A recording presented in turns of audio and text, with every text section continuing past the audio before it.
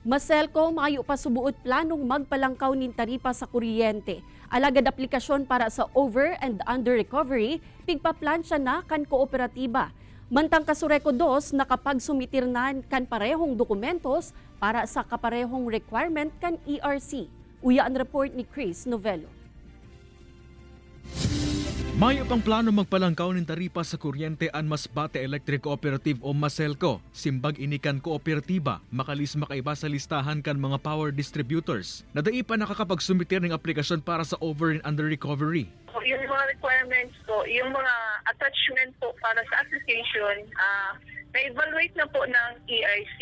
So may mga kulang pa po kami na documents para po sa requirements po para sa application. Kabali sa mga pinaplan sa Pakan Maselco, iyo ang mga certification halis sa mga LGUs na ipapasa sa ERC para maibalwar. Ang Kasureko 2 nakapagsumitir na subuot nin mga dokumento sa ERC. Yung mga naisumiter na kita, manunungod po sa application ka itong over and under recovery na kung sa ini po mandato man po ini kang Energy Regulatory Commission pag-abot po duman sa tuyang taripa sa kuryente. Digdi pigi-ebalwar kan ERC ang kada aplikasyon kung nagkulang o nagsobra ang singil sa kuryente kan mga power distributors. Asin kung tama ang mga sinisingil ka inisiring kan VAT, Senior Citizens Discount as sinibapa. Pigpapaliwanag man kan Energy Regulatory Commission ang mga power distributor na nagpalyar na makapagsumitir ng aplikasyon.